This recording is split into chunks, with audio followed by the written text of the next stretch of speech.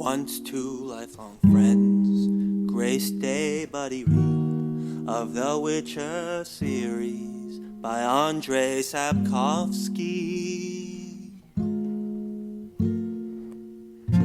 Toss 5 stars to our podcast, Internet of Plenty, Internet of Plenty, oh. Toss 5 stars to our podcast, Internet of Plenty.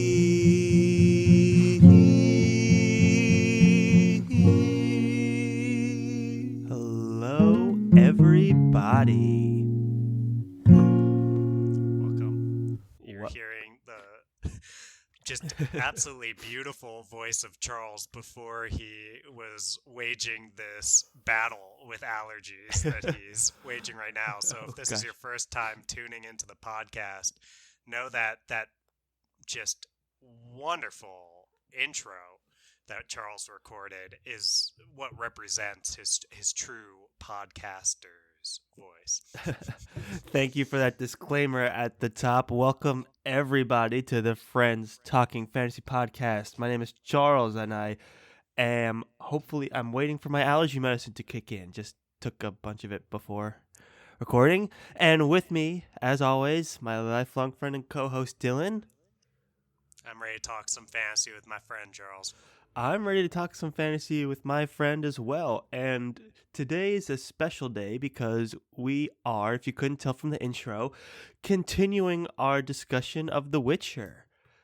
Today we have The Sword of Destiny by Andrzej Sapkowski, another one of his short story collections that takes place before the main Witcher saga. Are we ready to just get into it? Should I start with a little bit more of an intro? Nah, I think we're good. What more is there to say? Not much. Let's just spoilers. Yeah, we will be having spoilers of the Sword of Destiny and this, and I guess potentially the TV series on Netflix too, because I expect we'll probably do a little comparison action there. Definitely, especially for some of these ones that were more prominently featured in the show. So, we're just gonna go story by story. There's about 6 short stories in this collection, and we'll tackle them one at a time in order. So this is the Sword of Destiny. It continues along where we left off from The Last Wish, and it follows the Witcher, Geralt of Rivia, as he battles monsters, prejudice, and his own destiny. As we said, thank you very much. As we said before, the events in this anthology set up the story for the Witcher saga novels and introduce characters that become major players, including Ciri of Sintra. So let's get right into story number 1, The Bounds of Reason. In this story, Geralt of Rivia meets with a traveling knight, Borsch, aka 3 Jackdaws, and his bodyguards named T and Vey, and they're on an adventure to see a green dragon. And this green dragon, it ends up, they become part of a larger hunting party that includes good old Dandelion, and then you have Yarp and Zegrin, a bunch of mercenaries, and even Geralt's ex-girlfriend, Yennefer. Nailed it again, Charles. You're on fire over there. Thank you. I think so. It's T and V. I was saying Taya and Vea, right? It could be. That sounds more right. I just see the word T, and you gotta say it. I know you're a big T guy over there, Charles. As am I, so I understand the move. Yeah, well, Charles, what were your thoughts and reactions to The Bounds of Reason? I thought it was okay. I have to say the twist in this story, which again, spoiler warnings, I called from a mile away, like so far. The minute they start talking about Golden Dragon, I'm like, is this guy gonna be a Golden Dragon? Like, is that what's happening right now? And the first time you read this, yes. That's interesting. I don't know what I would or wouldn't have thought reading it the first time. I don't know that I thought that. I don't remember thinking that when I was watching the TV series for Yeah, the it's not first as time. obvious in the TV series for sure, but Hmm. in the books, and he's like, "And what do you think about gold dragons?" And Geralt's like, "I don't. They're not real." And he's like, "Okay." And then he like Hmm. disappears when they find the dragon, and then he comes back. I'm like, "This guy's the dragon. Give me a break already." And then it was the big reveal, surprising no one. So that was fine. I'm okay with it. Um, I kind of like the dynamic of this whole hunting party where they're kind of working together, but also looking to kind of backstab each other. It comes back to this conversation of what makes a monster that we talked about last week, so go check that episode out. But it kind of Great repeats plug. itself here of dragons and is it ethical to kill dragons and Geralt's on team. No, they're sentient, majestic creatures. We shouldn't kill them. And Yennefer's like, they have magic properties, and the mercenaries like we could sell it for lots of money. So you get that different kind of exchange of ideas, which I thought was interesting. I thought so too. It's. I think something that comes up for me a lot with reading the short stories, and I pretty much have the comparison point of the TV series having watched that first, so I keep doing that, is comparing the two. And I feel like they feel so much more whimsical than the way that it's portrayed in the show, because they do have that fairy tale influence. Like there's all this like ooh duel with the dragon stuff going Yeah, on. It's like yeah, I will challenge one of you to a duel and I won't use any magic. And it's like okay, like this is happening now. While it feels like the show is so much more Game of Thrones inspired and right. dark and gritty and stuff like that, that it would never have the whimsy to just be like, let's have duels with a dragon. It results in just an all-out brawl in the show, and I think I lean a little bit toward liking the more modern grimdark type take. So I was actually feeling like I liked the way the show did it better than I liked this, but there's a charm to some of this dueling with the dragon stuff that happens. Yeah, there's also the charm of when they go into the bar and he's like, "We'll buy everything, keep the food coming," and all this other stuff, and you're like, "Oh, it's kind of kind of fun how he's like making the barkeeper's jaw drop as he keeps buying food and stuff like that." So I do kind of like a bit of that whimsy, but I will say the episode in the show definitely trimmed a lot of the fat of this story. Like there was a lot that was in this short story in the book that we just did not need. It's like this weird gratuitous sexual stuff going on that you're like, I don't know if this has a place in today's conversation, and that the show Yeah. just totally was like, forget it, because the guy's like, bring me a bathtub and we'll all go in it. I'm like, okay. Uh, And he's like, take your pick, Geralt. And I'm like, oh mm, gee. Ooh. yeah. So like the show definitely, I'm sure there wasn't a very long conversation about cutting it. It's like, yeah, we're obviously not including those parts. And that's kind of a stain on an otherwise kind of fun story about a dragon. It is what it is. I like how Yennefer was like hanging off a cliff and everyone's like, "Oh, good, bye," and was willing to like let her die because she kind of alienated everyone by being a bit selfish, a bit arrogant. And then when she's just dangling off a cliff for her life, they all kind of leave her except for the chivalrous knight who only saved her to be like saving the lady in distress. So interesting little dynamic here. Not the greatest story in this collection, but fine. I'm with you on that. All right. Anything else to say about three jackdaws and knights and all that such and such? Mm, no. Let's keep it moving then. We got another story here called A Shard of Ice. Geralt and Yennefer's new relationship is strained as they attempt to live together in the city of Agenval. A love triangle forms with Geralt, Yennefer, and the sorcerer Istred. This one I liked more, actually. I thought this was a really good short story, and it finally gives us like a look into Geralt and Yennefer's relationship dynamic, which interestingly enough, the last time we saw Yennefer was her introduction in The Last Wish, where they like first met, and then we go right into The Bounds of Reason where they've already like broken up and don't like each other. So that was interesting to see that like flash forward where they're already over each other. You know, they're like Yennefer's like, "Don't call me Yen. Like I'm only being nice to you because we have all these people around, but I don't want to be around you." And now we have a shard of ice. Now I guess like Geralt saved Yennefer's life in that moment, and they kind of got back together, and now they're living in the big city, and they're trying to make it work. Well, yeah, to varying degrees, they're trying to make it work. Yeah. I think Geralt is obviously way more into Yennefer than Yennefer is into him, from what we can gather. That's my sense, at least early on Uh huh. here.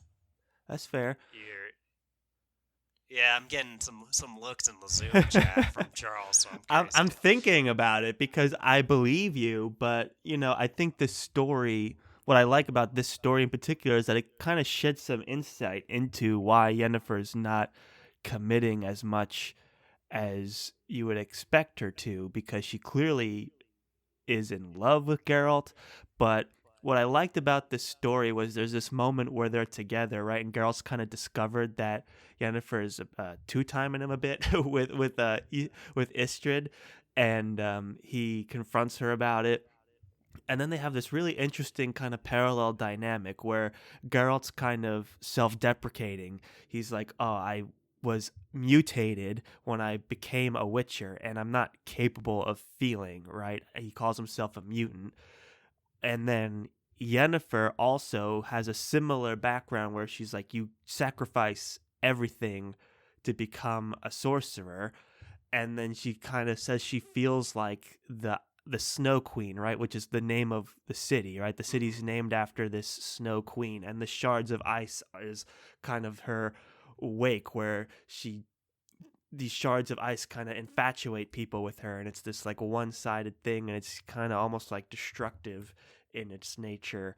So it's interesting to see how the two of them, they've kind of been mutated, and Yennefer is almost like afraid to bring Geralt any closer because she's been so changed as a sorceress. She's kind of destroyed everything about herself, that she's really just kind of chasing connection after connection after connection, and she's afraid of any kind of commitment. So I thought it was interesting to get a little bit more insight into her and why she's like that, this idea of commitment and being afraid to embrace love and things as a result of her transforming into a sorceress.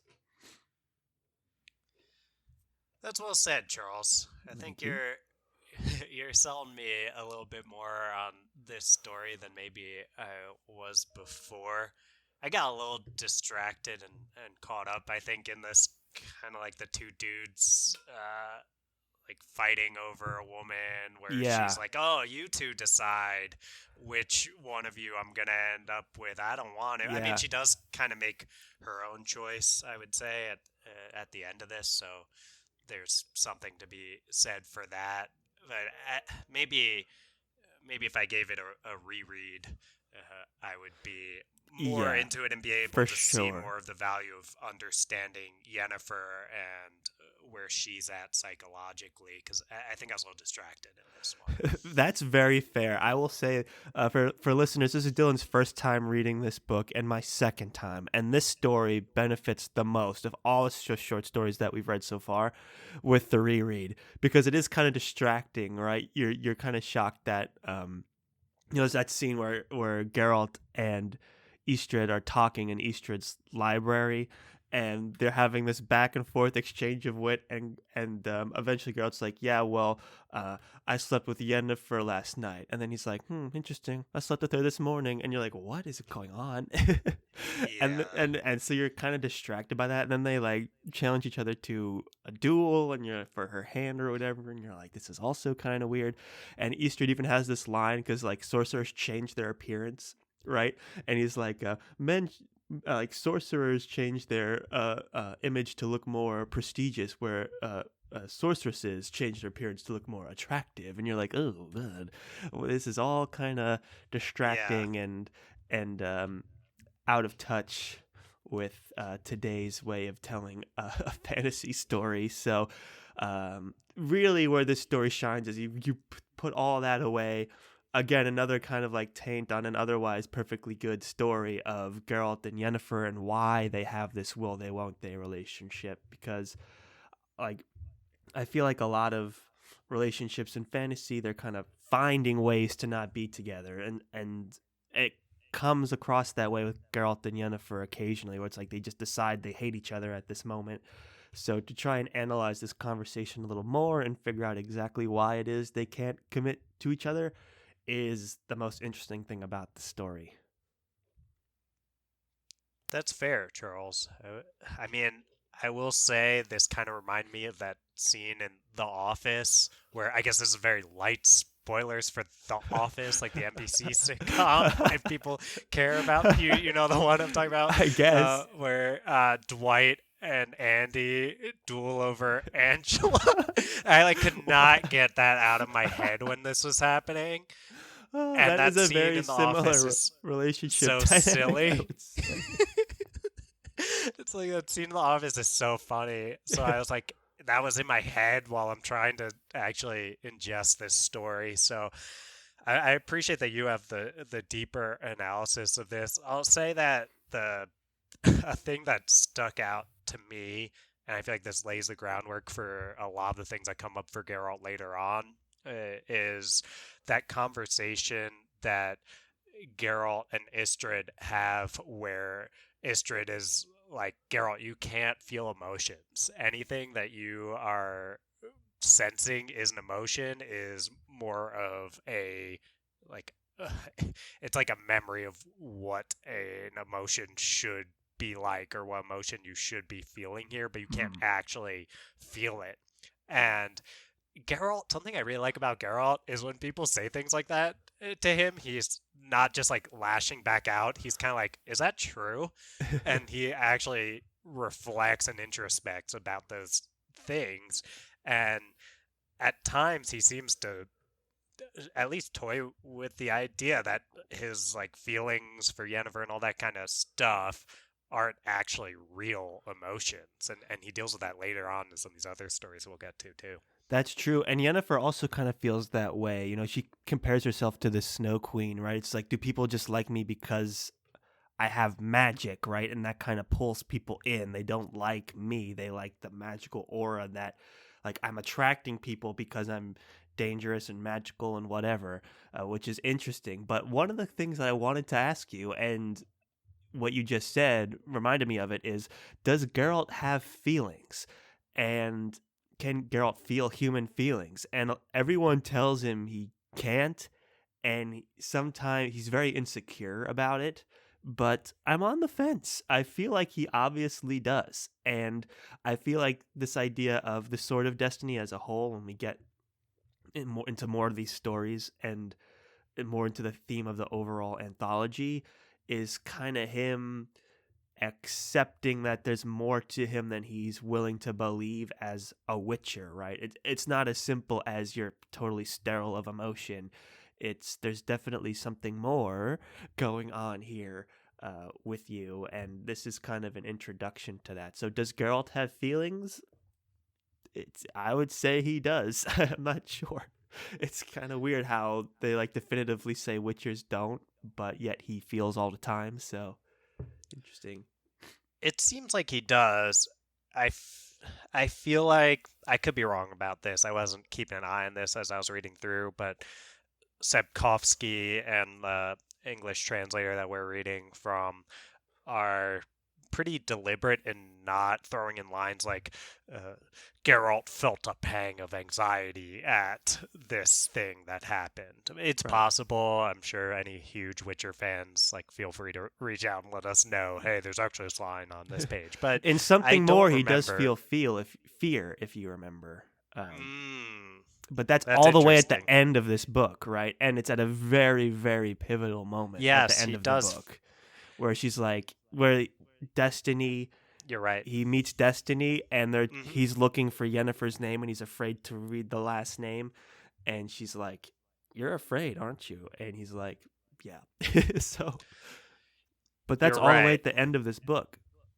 That's a great point, Charles, and I think there's something to be said for that as maybe as definitive as the proof we're going to get. I think Destiny calls him out for having all these body language signs of, Yeah, hey, you're feeling fear right now, and he doesn't deny it. So, right. And we'll I have mean, more. And I have a lot to say yeah, about this, but I want to okay, wait until something more when we talk about it sure, because sure, there's so much going on in that story in yeah, particular. Um, but yeah, does Geralt feel it's at this point? It's up for debate, and that's kind of what this story sets up. It's like, Geralt, are you really just a mutant that can't love or whatever, isn't capable of love or feelings? That's kind of what this story is setting up, and then we kind of get this resolution in something more, which is a much better story. I I will say, I think Istrid, I could be totally off on this, or some character says to Geralt, like, hey, you can feel some of these really base things like anger, Right. but you can't feel complex emotions Right. He like does kind feeling of get love into and that. affection. So fear is a pretty base emotion too. That's So fair. I don't know if for sure that resolves that, like, can Geralt love Right. question. Right. Right. It's true, but Istrid also, like, it's very apparent how few people understand what witches are in Hmm. this world, you know? Geralt's always explaining what he does, and people are always trying to use them for the wrong thing, and there's all kinds of prejudice around witchers, so who knows what's really true or not. And that's what the story kind of sets up, is this idea of what Geralt is capable of feeling and his relationships and things like that, which was the best part of the story. The whole love triangle and all this Istrid stuff I could do without, but solid story nonetheless.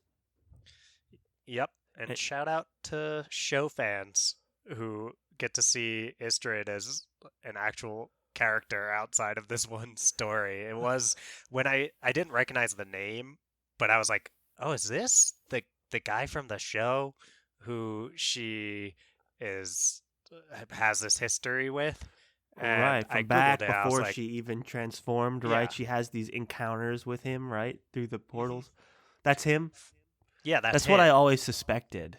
Yeah, I googled it because I was like, oh, they speak about her having a history and stuff, and there's a lot of this that the show took stuff that was just kind of exposition Right. in the books and then ran with it as Oh, this big is now time. a storyline, Yeah.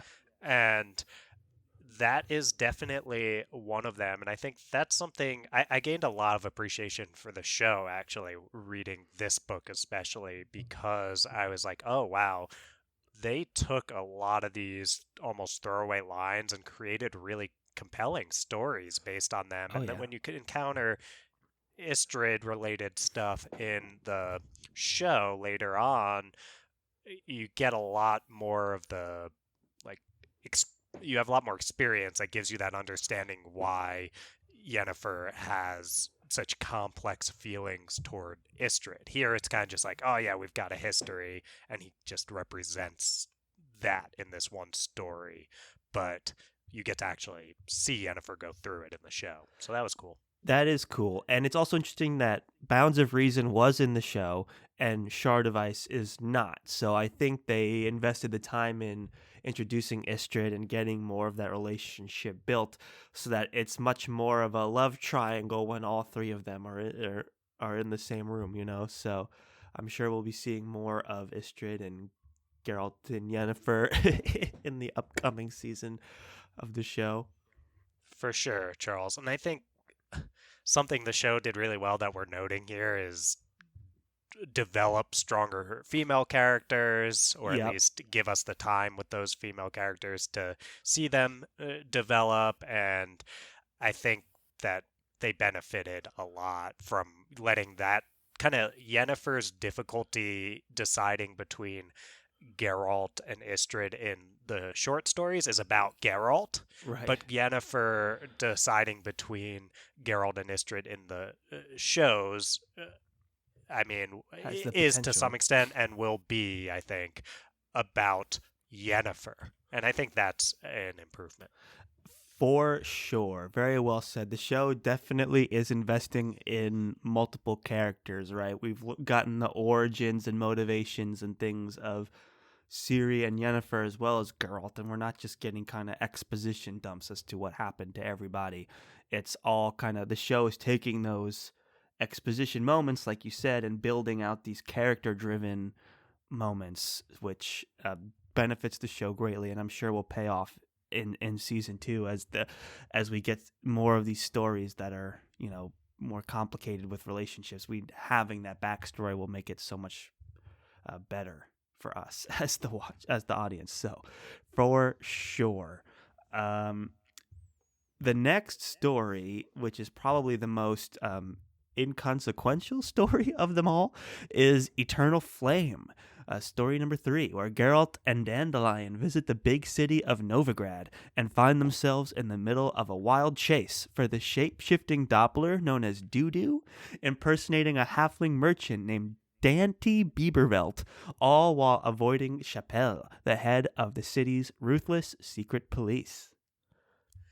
These are some interesting names. I think I want to give all credit to the person who translated this. I said last time it was David French, and that is true for this book. There actually was a different translator for the Really? other one, Charles. Yeah, so Oh. I didn't notice the difference, but the last book, to correct myself last time, The Last Wish was Danuja Stock. Wow. Stok. Okay. So Okay. now that that's out of the way, I think both of them have done an awesome job. But there are these kind of weird moments where the names don't translate particularly well, and they also keep calling Dandelion a poet instead of like a bard or Yeah. a I don't know what else he would be called. He's a bard, Right. And they or said singer in even. the, at least in the version I was reading, they said the sword of destiny has 2 blades. I was Oh like, my, what? It doesn't. I think they mean 2 edges. Yeah, double-edged it's a sword. That's like, double-edged sword. yeah. Not has So 2 blades. It doesn't make yeah. any sense. I Oh I my kind of God. found that the translation for the first book was a little bit stronger, and I feel like the That's series fair. as a whole does kind of suffer from being translated, but they're just little throwaway moments. It's not like the story itself was too distracting. It was just moments like that where you're like, okay, this definitely has the vibe of something that was loosely translated from That's another fair. language. So yeah, doo doo, the Doppler. I love that line where he's like, my friends call me Doo Doo. I'm like, what? You That's need not new even your real friends. name? Yeah, get new friends, Doo Doo. They're not your friends. And that goes They're for all making you fun of listeners you. out there. If your nickname is Doo Doo, reassess your social standing and maybe make some new friends. That's hilarious, Charles. That Yeah, line stuck with me. He's like, my name is blah blah blah, but my friends call me Doo Doo. Like, no one's gonna say anything about that. Just roll with it. Maybe Doo Doo means something else in Polish. I don't know. I'm sure it does, or at least it doesn't mean what it means in English. So yeah, I we got a little distracted by the names here, so I'll try to bring us back to the story itself. The story, we spoke some about the whimsical nature of some of these stories, Yeah. and there were times while I was reading this one where I'm like, what am I reading here? Because Yeah. like the story is probably the least focused on Geralt of any of them, I would say. it feels like Dainty Biebervelt is like the central character in some Yeah, ways. yeah, And definitely. it's like, and then there's gnomes coming in, they keep, and it's like bye bye bye, all Yeah, this yeah, like weird scenes that were funny. It was interesting, but it almost felt like, I don't want to say it, well, I don't think this is an insult. It kind of felt like it was just a departure, I'll say, from everything else that was going on, like a filler episode. That's kind of what I yeah. It's was very thinking. much like a filler episode. It's very much like Yeah, a comedic relief moment, and has no impact on the story at large. Doesn't introduce us to anyone of consequence or set up anything or give us insight into any of these characters. It's just kind of like, it's nice to see Geralt and Dandelion almost like having fun, kind of, getting a little yeah. more relaxed, uh, which was fine. I always liked them as a duo, but I don't have too much to say about Eternal Flame other than the doo-doo thing. I'm pretty good.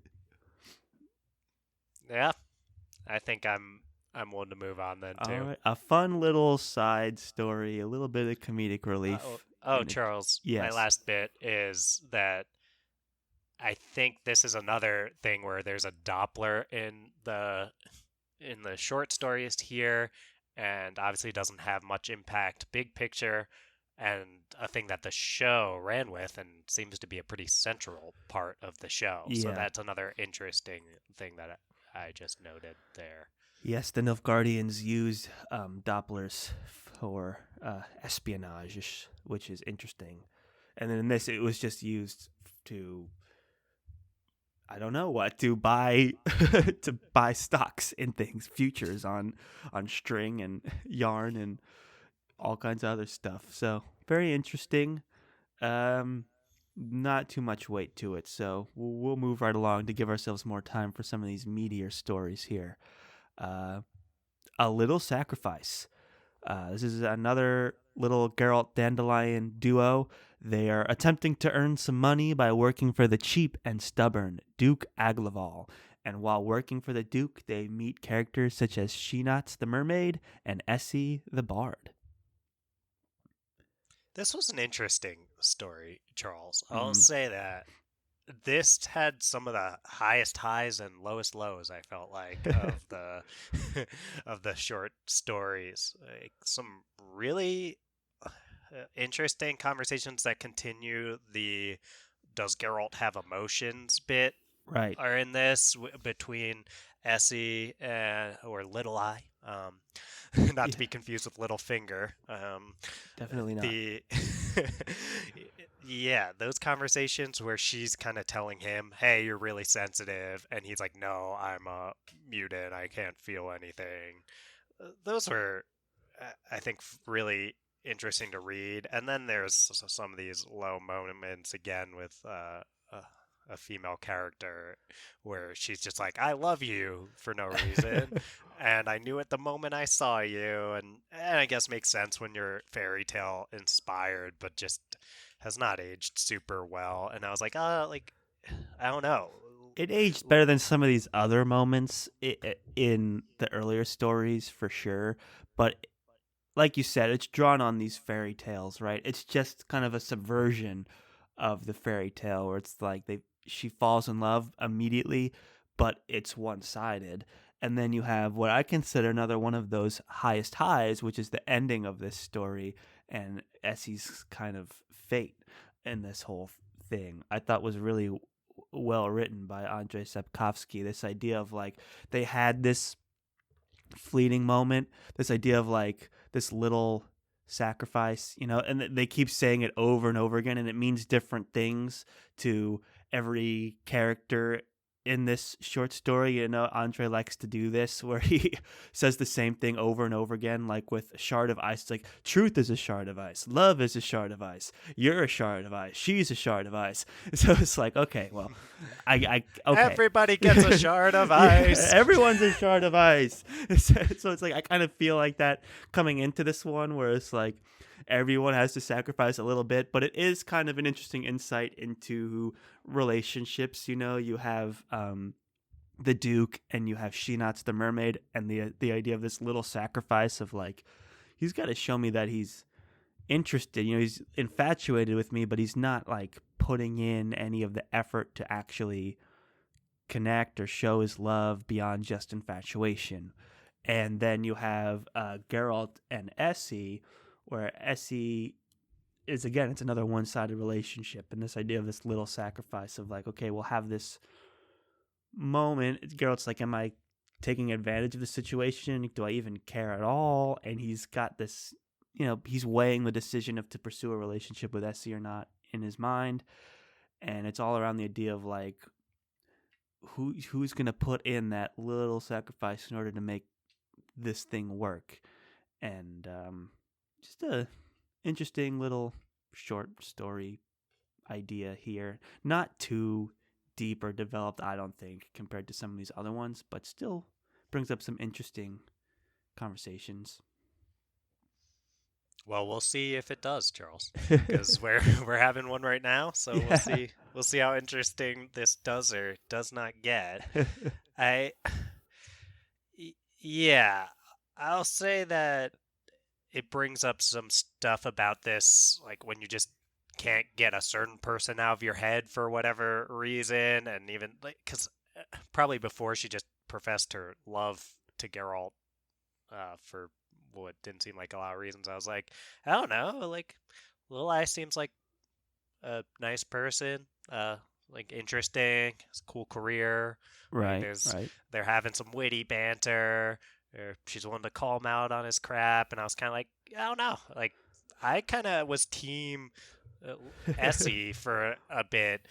I was like, dude, like forget Yennefer. She is dealing with so much of her own crap, and she's a sorceress and all this stuff. Right. I was like, why not Essie? And Exactly. I think there's a very Witcher version of trying to get across this message, which is he liked the scent of verbena. I hope I'm pronouncing that right. He liked the scent of verbena, although the scent of verbena was not the scent of lilac and gooseberry. And it never will be. Yeah, and it's it's kind of like, yeah, there's nothing wrong with verbena, but it's not Yennefer. No. And for Geralt, it's just hard. There can be all these great things going on for someone else, but if they're not Yennefer, it's not going to be there for him. That love, if he can feel it. Right. Geralt's not alone in finding an interest in this idea of a relationship where both people are miserable, right, Dylan? Are you talking about Quoth? Yeah, Quoth and Quoth Denna, and Denna, your yeah. infatuation with them as in a relationship. This idea of I- like everyone's miserable. This is party going on here. Like me too, as the person infatuated with the Quoth and Denna relationship. Is that the thing causing me pain as a I was member of this just party? wondering your views on the Geralt-Yennefer relationship, and I figured you would be semi-positive considering your appreciation for the Quoth-Denna relationship. They're pretty similar in certain ways. Gotcha. Where they clearly love each other, but I'm not going to call you out on the air here. Well, I thought you were comparing me, like when you used infatuation of the Quoth and Denna relationship. I thought you were saying like me being into the Quoth and Denna relationship, despite the fact that it causes me pain, was kind of like a meta version of that of too, all I these suppose, relationships because this playing whole out. Geralt-Yennefer thing is kind of that same vibe of like the misery of them just not being able to make it work, Yeah, I think I definitely appreciate the idea that Sapkowski is toying with those concepts. Like, I very much enjoy that. I do think it's more intriguingly done with a lot more space to explore it, of course, in those giant Kingkiller novels compared to these Witcher short stories. But I do appreciate the Quoth and Denna relationship more, I would say. But I do like Sapkowski toying with it here. I think, unless you got more to say on that in particular, Nope. Charles, I do want to talk some about, as you mentioned, Little Eye's fate at the end of Yes. this. Yes. Yeah. Please do. Well, so they basically get their moment, Little Eye and Geralt, where they are. I'm trying to keep our clean podcast Yeah. rating here. They get to be together. Yep. Wink, wink, nod, nod. Um, and, and then it has this kind of, I almost said bittersweet, but it's pretty much just bitter Yeah. end to it where it's like Dandelion writes a song about their time together, but the song wasn't true because what actually happened was that they never saw each other again and she died of the pox 4 years later. And that kind of comes out of nowhere. Right. Maybe not with the tone of The Witcher overall, which is kind of subverting these fairy tales and making statements about like, well, stories would do this, but The Witcher does that. The Right. Witcher zags where stories, fairy tales zig or whatever. But yeah, It's it's interesting how interesting. you said when we read Shard of Ice, it reminded you of a TV show, The Office, where as that moment reminded me of an episode of Futurama, right? The famous one with the Oh, dog, where it's just like, it's this, spoilers. yeah, Yeah, spoilers, spoilers light for Futurama. spoilers This for is actually, I think this is actually, like, if you haven't seen that episode, first of all, check it out. I'll try to Jurassic figure out what Bark is it's the called. name of it. Jurassic Bark is so good. Yeah, Like, but basically it's like there's this whole episode, and then right in the last 30 seconds they just decide to hit you with this really depressing like scene and then end. It's like, yep. what the heck, you're gonna do me dirty like that? Just like have this whole comedy episode and then in the last scene be like, oh yeah, here's something really really sad to think about on your way out. So that's kind of what happened here, right? It's like they had their moment, whatever, it was fleeting, but then this whole thing where it's just like yeah, they never saw each other again. She got the pox or whatever, and consumption or whatever they called it. And she was buried with only two things. She was buried with her lute and then the pearl that Geralt gave her, which means she died like loving him and never getting to see him again, which is like, dude, what? That's so sad. She never got Yeah. over him until she Brutal. died. That's hard. Yeah. I've got the quote here from the Oh, yeah, lay book. it on us. Several years later, Dandelion could have changed the contents of the ballad and written about what had really occurred. He did not, for the truer story would not have moved anyone who would have wanted to hear that the Witcher and Little Eye parted and never ever saw each other again. About how 4 years later, Little Eye died of the smallpox during an epidemic raging in Vizima. About how he, Dandelion, had carried her out in his arms between corpses being cremated on funeral pyres and had buried her far from the city in the forest, alone and peaceful, and, as she had asked, buried two things with her, her lute and her sky blue pearl, the pearl from which she was never parted. Aw. And there's a bit more, but that's pretty brutal, huh? That's so sad. It's a nice touch that it was Dandelion who's the only one that knows the whole story, and they made a point. It was also a nice touch where it's like he wrote the song and then never played it again. Mm-hmm. So it's like he played it once on the sand like that day, and then never again. And then he was the one that buried her alone. It was like it adds to it, and for sure they're putting this in the show, like for sure. You think? I mean, Yeah, man, it's tight. they'll have to change a lot of the way Little Eye is portrayed, I think. I think But it's they got will, but potential. it has. I mean, it's so touching, and like I was listening to the audiobook, and I would see the comments like on YouTube and they were all referencing this moment in A Little Mm, Sacrifice. They were like all the comments were about Essie and the ending of this that's story. fair. So I feel like it's the Jurassic Bark of the Witcher series, for It sure. is a very poignant moment. Yeah. There's also something weird with the last line is right before the dawn, while it was still dark, a hungry, vicious werewolf crept up to their camp, but saw that it was Dandelion. So he listened for a moment and then went on his way. That's how the story ends. It's literally the last line. It's like a werewolf was like, "Oh, crap, it's Dandelion. Let me see what he's up to. Hear some tunes. Turn this up in my headphones. Yeah. And then was like, all right, that was pretty good. On to somewhere else. Yeah, right. I mean, he had such a great ending, and then was like, oh, and then a werewolf was there, but didn't do anything. It's like, okay, man, cool. Thanks, Andre. Because there's not a Yeah. whole lot of monsters in this book compared to the first one. So I think he's like, oh, shoot, there hasn't been a monster in like 100 pages. A werewolf was there. So, and the only other like little sacrifice is Sheenats the mermaid sacrifices her mermaid tail for legs so that she could pursue a relationship with the Duke and possibly stave off a war with these sea creatures that Geralt had discovered.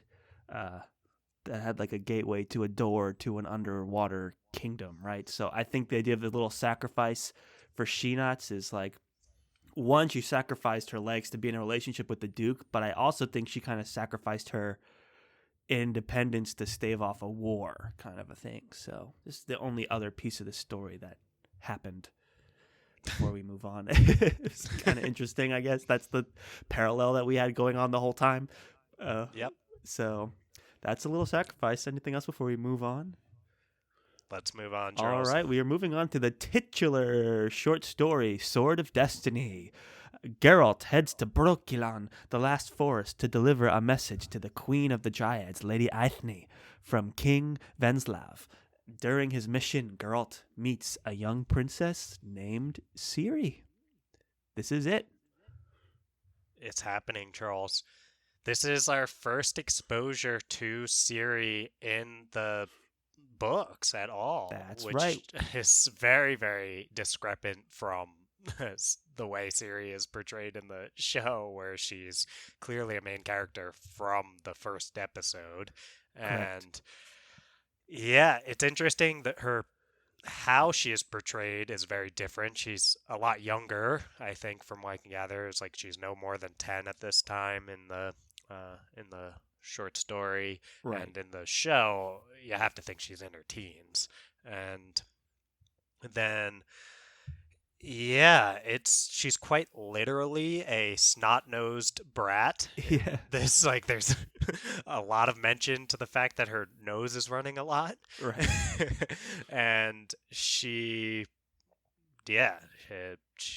don't know, in the show it feels like they went for more of an Arya Stark type vibe with Ciri, where she's kind of a little more rough and tumble, and she's a little more, even though she's a princess and she is pampered in some ways, she's a little more streetwise, I think, than she is in this, where she's just this 10-year-old brat. It's fun to I mean, it's fun to watch Geralt interact with her. There's a lot of really adorable interactions that the two of them have, where Geralt will tell her stories as she's trying to fall asleep, and she's kind of being a spoiled princess. Yeah, she's like, my mom will like imprison you, and he's like, oh, please don't tell her. Like, surely we could come to some kind of you wouldn't do that to me, would you? And she's like, I would. You know, it was very cute. Do you remember if in the show, when was the first time Geralt and Ciri met? Was it at the end of the Something More? Was that the first time they ever even saw each other? Yes, the first time they ever even saw each other in the show, I believe, correct me if I'm wrong, loyal listeners, is the moment at the end of the first season where they finally find each other.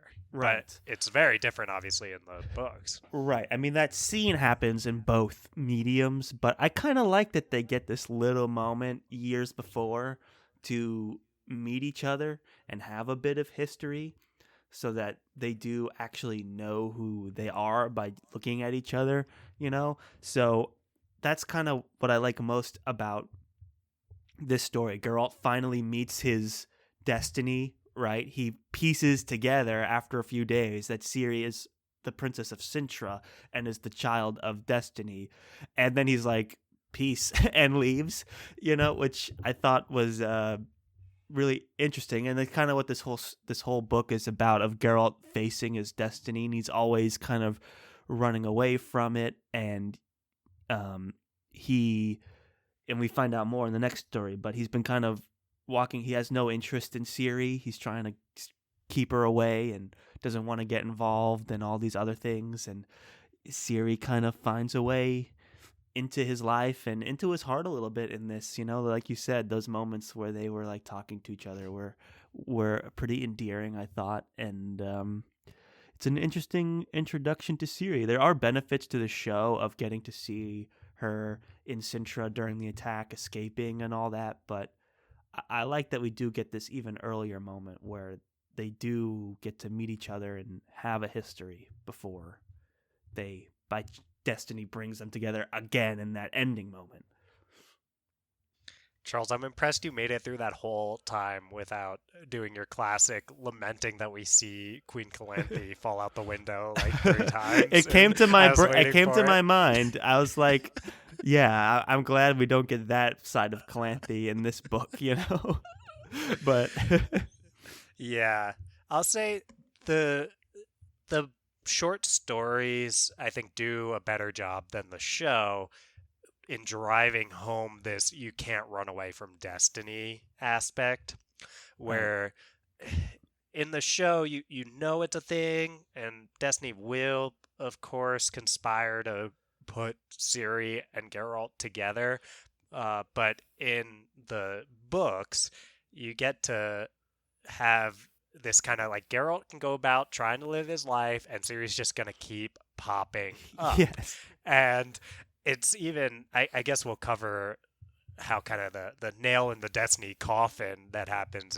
in something more when it comes to Geralt and Ciri. Right. But this is kind of a moment where, yeah, Geralt, you can try to run, you can try to hide, or just live a life not informed by wanting to interact with Ciri at all, but she's just going to pop up in the least expected of places because this is what Destiny does. Right, exactly. And Geralt throughout this book is always asking people if they believe in destiny, right? And at this point, Geralt's like, he's talking to Lady Aithne, and she's like, the sword of destiny has 2 blades. Not accurate translation, but that's what she says. And then he's like, yeah, it's me, and then the other side is death. Like, that's the only destiny that we have as individuals, right? Is that we're going to die. That's our destiny. And everyone's trying to tell him, nope, there's more to it than that. And he's trying to fight it, right? Because we know from the first book, from The Last Wish, his mentality of like the lesser evil. He's like, I'd prefer just not to choose. It's like, don't make me a part of this evil in this world, right? I'd rather just not choose. And then now he's faced with Ciri, who everyone's telling him is his destiny, and he's like, you should go back to your grandma, and live a life, and I'll live mine, and I'm not dragging you into all this, and I'm not fighting people for the sake of embracing a destiny that I'm not even sure I have, So that's where we're at in this moment, and I think it's very interesting that he chooses to kind of make sure Ciri's okay, but distance himself and try and move away from her, and just how Destiny keeps forcing them back together is entertaining. And I feel like it's more earned in that last moment of this book, which is also how season 1 ends, which both are great moments, but I feel like we have a little more context in the books with this whole idea of destiny, like you said. Yeah, they're different, and it sounds like we're starting to move towards something more anyway here, Charles. So maybe unless you do have more, I'm not crazy sort of about destiny. Brokilon and the Dryads and Lady Aithne. That whole tired conversation of like, oh, men destroy everything they touch. They want to come into our pure world and destroy it. It's like, okay, like I've heard that one before, like 1,000 times. It's still interesting, this idea of what makes a monster and like all that, and humanity kind of coming in and trying to destroy Brokilon. But Brokilon is not that great, and that's what kind of Geralt says. He's like, you kidnap little girls and force them to become dryads or whatever they're called. Yeah, dryads. And how is that any better than what men do? That kind of thing. So, and then we have one of the dryads who is kind of on the fence about how cool she is with her situation. She's kind of like, I remember my former life, and it's like, oh, actually, no, I'm okay with being a dryad. So That kind of stuff was fine, but I don't have much to say about it beyond that. It's kind of one of these tired themes that where you see a lot in fantasy, and that's pretty much it for me. Mm. Well, you know what else was tired for me, Charles, was the phrase "This is Brokalon." Yeah, this Like, oh my! is Brokelan. Did you listen to the Peter Kenny audiobook at all? I was switching back and forth, Because and the way he does Ithne is good, but also it makes you like that much more annoyed at her because yeah, he's always just enunciating all the words like this mm. is Brokelan. I'm like, oh my god, bro. This is Brokalon. Boom! Boom. Yeah. Right? Like Very that's how 300. that should have gotten 300. So that's how, when I was reading, that's how I was imagining. Yeah, I The think we're kick on down this. the I was just well. kind of over Brokelan by the time we ended that story. I was interested in Ciri, and I love those cute little moments with Geralt, Yeah, which surprising coming from Andrzej Sapkowski. I haven't seen that kind of cute dynamic between two characters yet. I think he really had a good vision for Geralt and Ciri as a duo, and now we're finally starting to see the benefits of that relationship that's been in his head come on the page. Because if you look at a lot of these other relationships with Geralt and women and children and stuff are kind of antiquated and not really that lived in, but this is like a really touching, honest relationship, one of the better ones.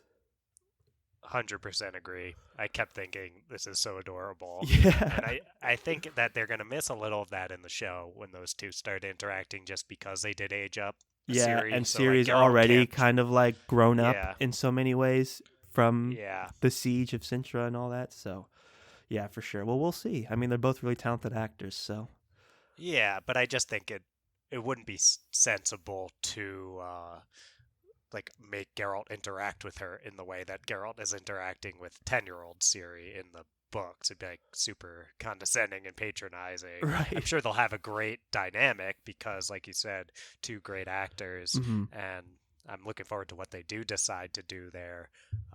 But it won't be like this, or hopefully it isn't, because it would be weird with aging Siri up. For sure. Well, we'll see. I have high hopes, but who knows? So we're leaving Brokelon, and now we're going into the last story, and in my opinion, the best story in this whole book. Something Wow. more. Geralt is gravely injured while saving the merchant Yurga from undead monsters. Yurga puts Geralt in his cart in a desperate attempt to find help. Geralt takes one of his healing potions, which knocks him unconscious and causes him to dream in memories.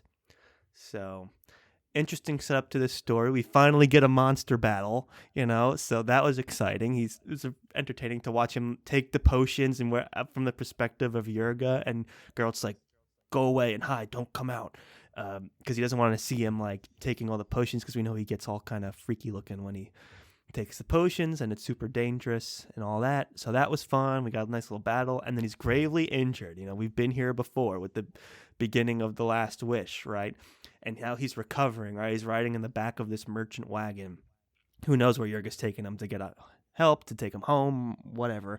And then Geralt's kind of like hallucinating in memories, and he's going back to all these different moments in his life, kind of leading him back to like his involvement with Ciri, back to where this book ends. And just every moment, I was really enjoying it. The theme of the book really comes home here. I think Andrzej Sapkowski was like kind of wrapping it all up and bringing it home, and I was really entertained by it, I thought.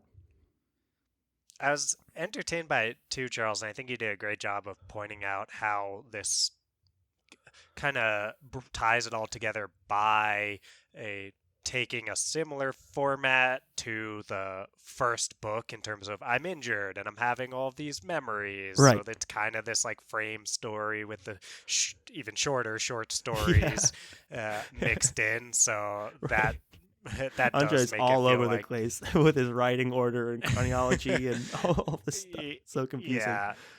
But I do, but that kind of reflecting this first book does help make this feel more conclusive as the final of the two Very short true. story books before the Witcher saga. Mhm. So I appreciated that, even though it was a little confusing. There was a point where I was like, wait, why is he going to uh, try to retrieve Ciri now, and she's 6 here? Like, why does everyone keep saying she's 6? Before I realized, like, oh, this is in the past.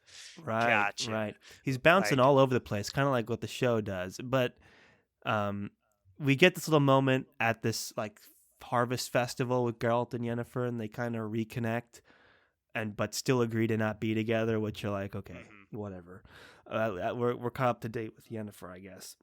Um, so that was interesting because I guess this idea like of something more in this conversation of Geralt and Yennefer in this moment, I'm not quite sure what the kind of bring home theme was on all of that, but I guess it's just kind of like, we there needs to be something more, but something's missing here, but between the two of us in order to be together, and they both kind of agree to that, and that's kind of the theme there, I would say. Did you catch anything different on that one? Not really. I'm kind of with you, Charles.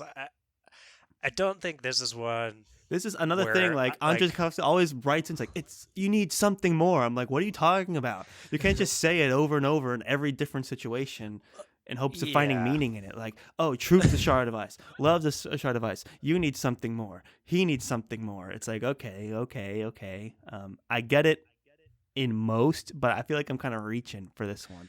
I felt the same exact thing where sometimes the title of the short stories is so awesome, and the way that he weaves it throughout is amazing. Like in the first book, The Last Wish, uh, The Lesser Evil is Right. like, oh, it's so good how he chooses to use that at multiple points and from multiple perspectives with Renfrey and Stragobor is the Yes, name, right? Dragobor. Yep. Right, nails it with that one. And here, I was kind of grasping at straws as to what this something more thing was. It was almost for me a little bit more like it's kind of the last the last short story here, so it was like something more, Well, like a I little love it, extra. and when it comes together at the end, I think it's a really strong way to end this book, and I really loved it. But in this beginning part with at Beltane with Geralt and Yennefer,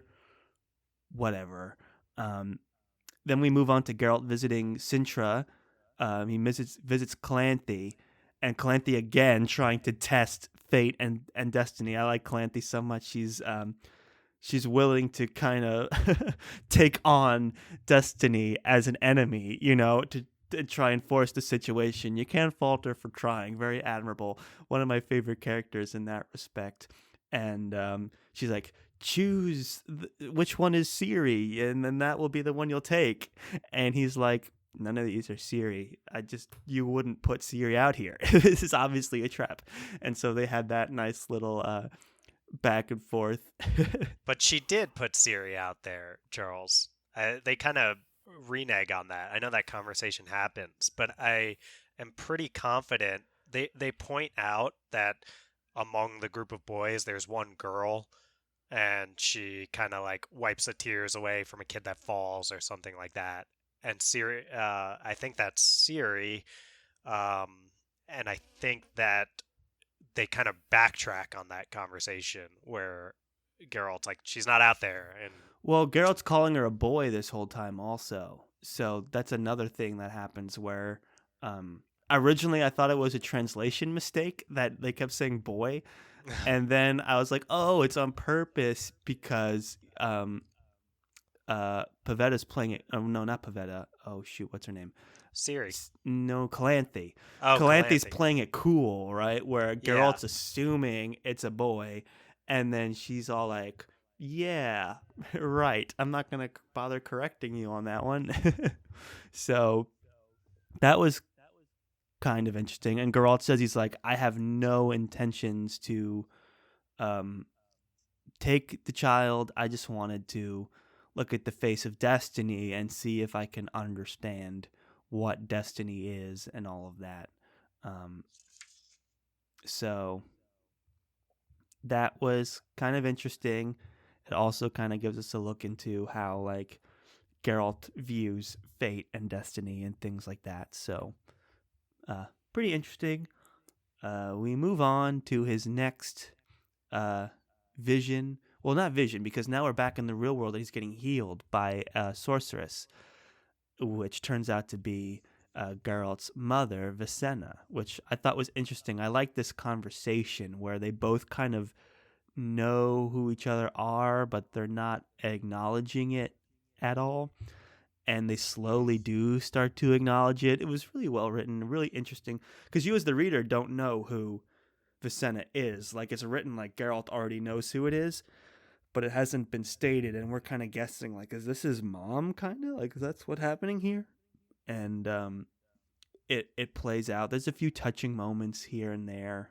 Um, and this idea that, like, Destiny, like, the mom was running from Destiny, refusing to ever find her son and learn about who he's become or anything like that. There's this line where Geralt's like, I know from how long it's been, you haven't tried to track me down. You're just waiting for Destiny to kind of force us together. So he's starting to piece this idea of destiny together. And that was interesting as well in this moment. Right. And in some ways, it's cool to see that as part of Geralt's journey to figuring out, hey, I'm not going to run away from Ciri. And that Ciri's going to keep popping up anyway. And it's kind of like Geralt having this interaction with his mom is Destiny saying, hey, you two are tied together. You're going to interact at some point. As you noted, Charles, she hasn't sought that interaction out, Right. but it is going to happen. Right. And Geralt has kind of been in that situation with Ciri where he wasn't seeking it out and then it happened. Right. And now he's through these influences that are happening we're seeing in these memories, he reaches a point where he's like, he's going to end up meeting Ciri again, and I'm presuming, though we don't really get there in this book, he's not going to run away this time. He's just going to say, "Look, I'm gonna have to deal with this."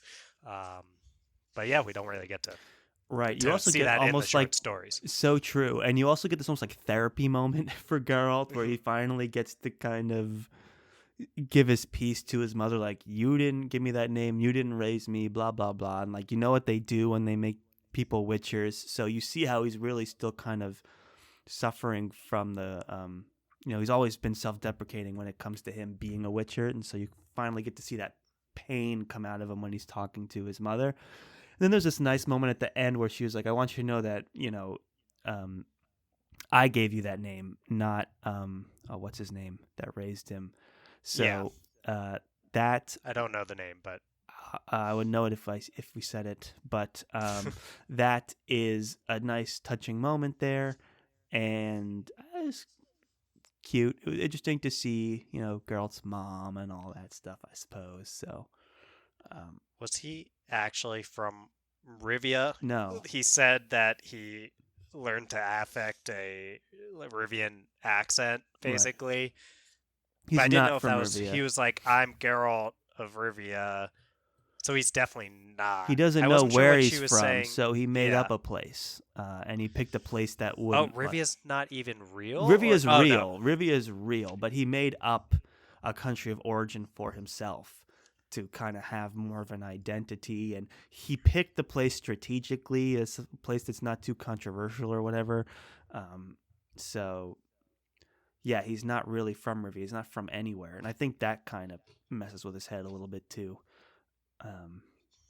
Which we Gotcha. all see, which we can see when he talks about it with his mother there. He kind of like, his voice breaks or something like that when he's describing it. And the mom's like, stop, I can't hear anymore. I don't want to hear more. Like, she's trying to get him to stop confessing all this stuff. She doesn't want to hear what happened to him as a result of her kind of giving up. Interesting also that he is the son of a sorceress. And then you have Yennefer, who's a sorceress trying to get pregnant, so it's interesting little dynamic there, I suppose. Doesn't mean anything, but just kind of fun. It's something. We It's also find out at some point here that Geralt was not a child of surprise, right? He was just given up. right. I believe so. Because she's a sorceress and just I don't think had any intention to raise a child. And it's because he's the son of a sorceress that he was able to undergo the trial of grasses so successfully. And then they even say that because he Mm. took to it so well, they gave him even more Yep. tests. And that's why he's particularly talented and also why he's got white hair, which was a side effect of the additional stresses of more trials than even the typical Witcher would have been put through. So I think Geralt also kind of struggles with that part of his identity as well, about how torturous it was to become the white-haired wolf Witcher. So As everyone calls him. as everyone calls him, The white-haired wolf witcher. yeah, that's it. Which just rolls off the tongue. That's more of a direct translation. So let's see. So then we go to Sodden Hill. Geralt sees all the names. There's 14 names of the sorcerers and sorceresses that gave their lives defending the hill, right? And he's going one by one, and he's kind of having memories of some of the people he recognizes. And he gets down to the last one, and he's afraid to read it. And who shows up but Death, right? I think it's Death. And Death or Destiny, I'm pretty sure it's Death.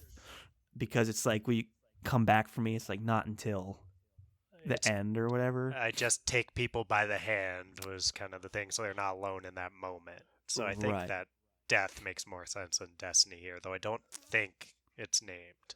Right. So, yeah, and this is a moment where it's like, are you going to read the last name? And then we're talking back to, does Geralt have feelings?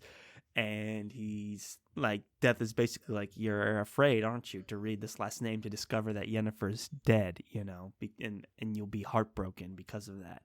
And that was a nice touching moment. Then he's also like, are you coming for me? And he's like, oh, and she's like, oh, no, not yet. You've got lots more stuff to do. I'll come back for you after you do all your stuff. There's a whole Witcher saga. Yeah. There's a whole 5-book series coming up. I have a feeling you're going to be okay for now. Sapkowski still has a lot more money to make. So very true. Need to keep rolling here. So, in the spirit of that keeping rolling idea, we find out Yennefer is indeed not one of the dead. Geralt yet again tries to rescind on the law of surprise, saying like, "Oh, I don't really need whatever you find. I'm kind of over this," and it is what it is. I like that in the books. It's how did this play out? How did the law of surprise play out? So I think I remember how the law of surprise plays out here because it was so different from a moment I loved in the shows, but I also love the way it plays out in the books. Right. Where he somehow in the books is like, just give me like law of surprise to this guy who Geralt saves, and obviously saves him in return. So he actually demands it in the books. Then when he's getting up, he's kind of like, look, you've already done me a favor. I know I asked for law of surprise, but like it's not that big a deal. And the guy is like, I have 2 kids. I can give you one of my kids actually. Even if it's not law of surprise, like this is what you're actually looking for, is someone to make into a Witcher. And Geralt's kind of like, oh, okay, yeah, I could see that as being something that makes sense here. And then obviously they end up getting back to this guy's house. Right. And what's there because she even said, Charles? like, oh, my wife can't have kids anymore. Yeah. Like, I know what you're expecting, and it's not going to be there because we can't conceive or whatever. It's just not going to happen. And like you said, who's there? But you get this fun moment where it's the merchant and the merchant's wife, right? And the wife is like, oh, you wouldn't believe it. I hope you're not mad, but I found this beautiful young woman. She's one of the refugees or whatever. And Yeah, and then you're like, okay. And it's like, oh, and then this mousy haired girl comes running up with the boys or and whatever. mousy haired. Yeah. There's all like everyone in that family is always described as mousy haired in the text, Or so flaxen you know hair or right away. whatever. Yeah. And yeah, and then it's that moment. Right before that moment, though, there's one other interesting conversation that Geralt recalls with Dandelion, where Dandelion's telling him about the invasion of Nilfgaard and how Sintra fell. Yeah. And Geralt's pretty convinced that also at this moment that Ciri's dead. So you have a whole bunch of Yes. things piling on, right? You have, oh, the wife can't conceive, and you're reneging on Law of Surprise, and Sintra fell, and Ciri's probably dead. And then Geralt has this conversation with Dandelion. Do you believe in destiny? And he's like, sure. But then Geralt's like, well, this idea of something more. It's like this idea of like, what does it all mean for us to be destined to just run into each other? There has to be more than the fact that we're just supposed to be together. Whether that's Geralt and Yennefer or with his mom or with Ciri. This idea of like there needs to be something more than just us destined to keep running into each other all the time, right? There needs to be this love component, this like connection, and that's what you get right at the end, right? They discover that this orphan girl is Ciri, and somehow Ciri and Geralt ended up together again, only unlike Brokilon, this time they're ecstatic to see each other, right? Geralt thought she was dead. Well, He actually does love her, and that's why that beautiful moment at the end where they're embracing each other and Ciri asks if she's his destiny, and Geralt's like, no, you're much more, which I thought yeah. was really cute and sweet. Great way to end Gotcha. this. Oh yeah, well that actually just went right over my head when I first read it, that No. was a reference to something more. So, No, it's the whole yeah. point. No, well, happens to the best of us, or me anyway. So, yeah, that's a great moment, and it is awesome to see that like this bit driven home of Geralt can ask for love surprise again and kind of gets destiny back in the loop, and when you do that, like who's gonna be waiting for you but Ciri again, because once destiny is involved, these things are gonna happen. So Right, and it's interesting that it had already happened basically by the time Geralt asked for Law of Surprise, because Ciri's been at that cottage for a while. So I don't know, it's kind of interesting. yeah. I just really love the end where Ciri's like, "Am I your destiny?" Because she gets a Scottish accent by Peter Kenny, and Geralt's like, "No, you're much more." Or it's like the idea of there needs to be something more, there needs to be this connection, but by implicating that she's much more, he's basically saying that he loves her like a daughter, basically. Or which, Okay. because it's like you're not something more, you're much more. And so this series ends with Geralt taking on the responsibility of Ciri and kind of embracing more of his destiny, which is what brings this book to a head and what kicks off the Witcher saga, where now Geralt and Ciri and Yennefer are thrown into this political intrigue and all that with the Nilfgaardians and whatever. But the short stories, like this idea of being much more, to me speaks such a great last way to end this. I'm glad there wasn't a sneaky werewolf at that. It's like, you're much more, and then the werewolf off in the corner decided to go away. He actually stuck the landing this time, right at the end of the book Yeah. too. No, that's an awesome line. I think it is. It's interesting in contrast with the show has Geralt get offered Law of Surprise by the Right. guy who saves him, as like, I'll give you that, and Geralt's like, no, please just give me a beer. Yes, that's which was like great. an amazing thing I loved that in the show, but I think they kind of had to do that because it would have felt Like, having why on seen earth would he Ciri. ask for Law Yeah, of Surprise again? He exactly. hated it the first time. Yeah. Which I kind of felt So that way too. Why there's even some of ask for it that. in the very first place in the Yeah. last wish? He's like, "Give me a child, and I'll raise it to be a witcher." I'm like, why would you even want that?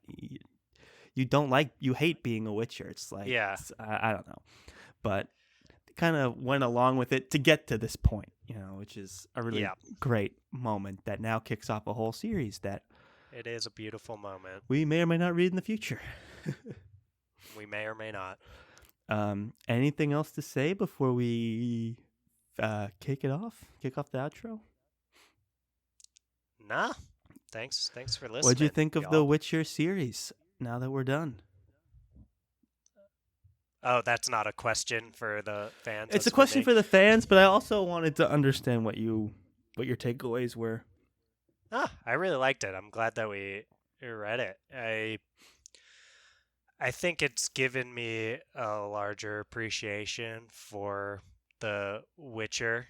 Mm-hmm. I think when I'd only seen the TV show, I had one perspective on it as kind of this like Game of Thrones-y inspired, like dark, gritty fantasy, and now I see it as like an interesting balance of some of those dark, gritty elements while also having some of this. I've been using the word whimsy a lot, and I'll stick to it.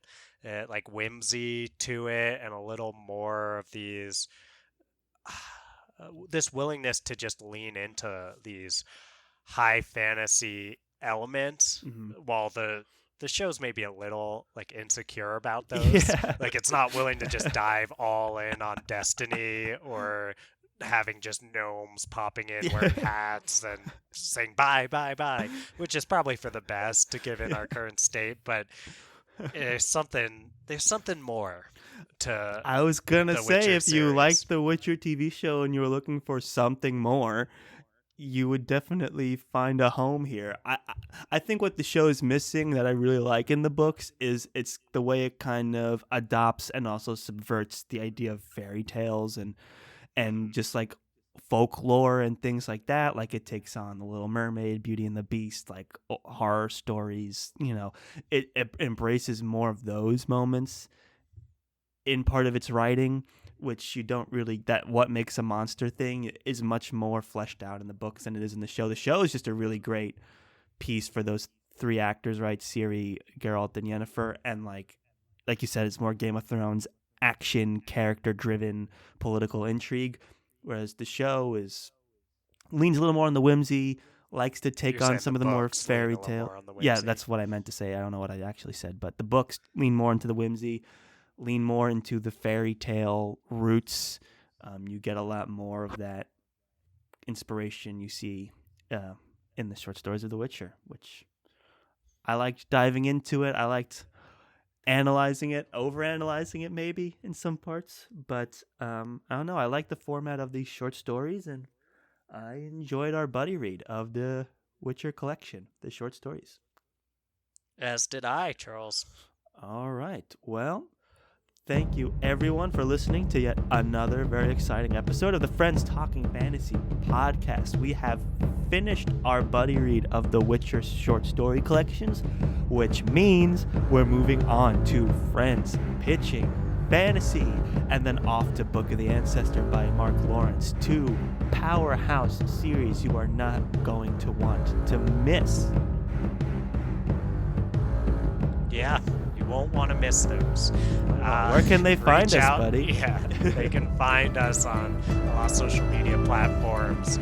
We're at the FTF Podcast at Instagram or Facebook if you're into that sort of thing. You can find us on Twitter at the FTF Podcast 1. You can email us at the FTF Podcast at gmail.com. And sure. That's it. Great job. Thank you all for listening, and as always, go forth and conquer, friends.